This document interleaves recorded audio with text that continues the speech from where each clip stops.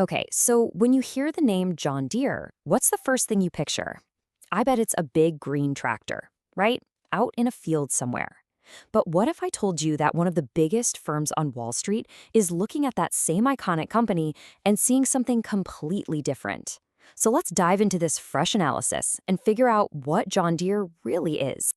It all kicks off with this number, $560. That is the brand new price target that the investment bank Morgan Stanley just put on Deere and Company stock. And let's be clear, this is a huge vote of confidence. They're not just saying, hey, we kind of like the stock. No, they're saying they see some serious upside here, way more than a lot of other people are expecting. Which brings us right to the big question, doesn't it? Why all this optimism? What on earth are they seeing in this nearly 200-year-old company that maybe the rest of us are missing? This isn't just some random guess. This whole bullish case is built on a really deep dive into Deere's recent Investor Day, where the company laid out this incredibly detailed roadmap for its future. So come on, let's break this thing down and see what's really going on. All right, first things first, we have to talk about the story that everyone thinks they know about John Deere's future, and honestly, it's a pretty cool story. The narrative you've probably heard is all about precision ag. You know, these futuristic, fully autonomous tractors driving themselves around a field, all powered by a fancy subscription service. It's kind of like Netflix for farming.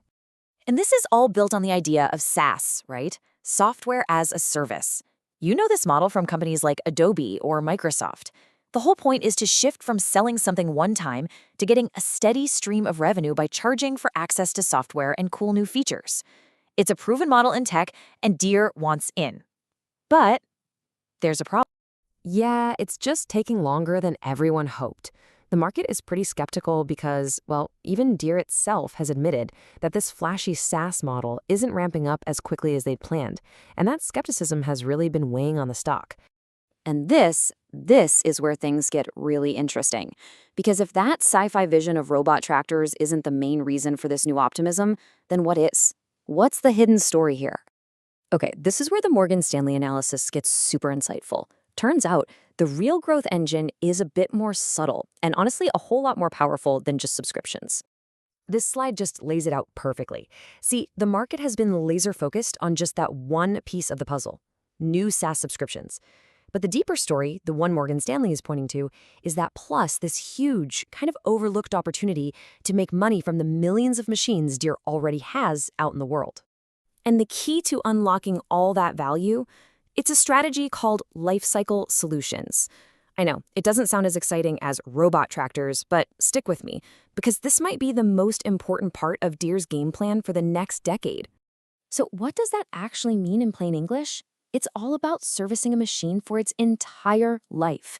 We're talking about selling retrofit kits. You can add the latest GPS tech to a tractor you bought 5 years ago. It means offering different tiers of replacement parts, like this new Essentials line for older gear, to stop people from buying cheaper third-party parts.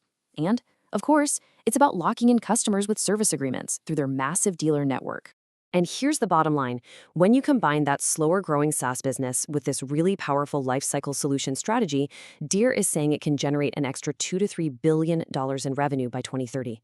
It's the one-two punch that the market seems to have missed. But wait, it gets even bigger. This whole plan isn't just about farming. The tech they're building is designed from the ground up to be a scalable platform they can use across their entire business. Look at how they lay out their master plan here. It starts at step 1, where they build this base layer of tech, sensors, data, connectivity. Then they pull it all into one central hub, their operations center. Now here's the magic trick. Once they perfect a piece of tech, like for a giant farm combine, they can then easily scale and adapt it for everything else they make, from construction diggers to golf course mowers, all the way to road building equipment. So why is that scalability such a big deal? Well, just look at the construction industry as an example. The market for the actual machines is growing at a solid 5% a year. But the market for the tech that goes inside those machines, that's growing at more than double the speed, around 12% a year.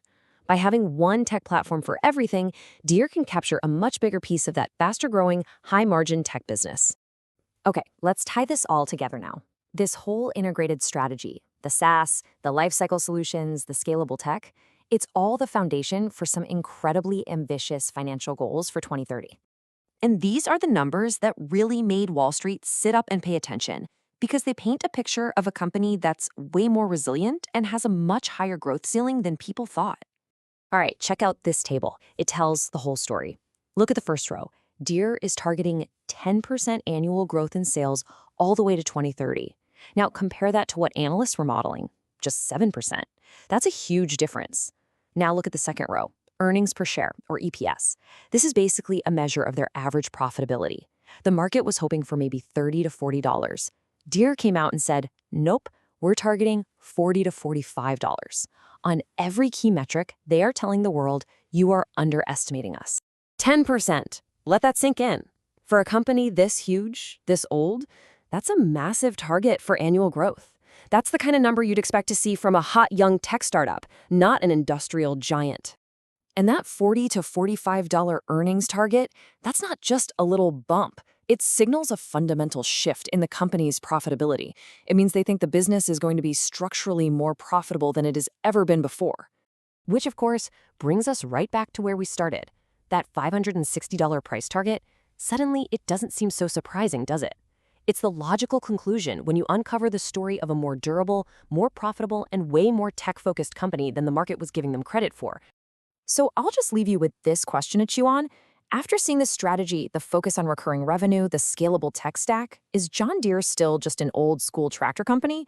Or are we actually watching it transform right before our eyes into a tech company that just happens to build its own hardware? The answer to that could redefine an American icon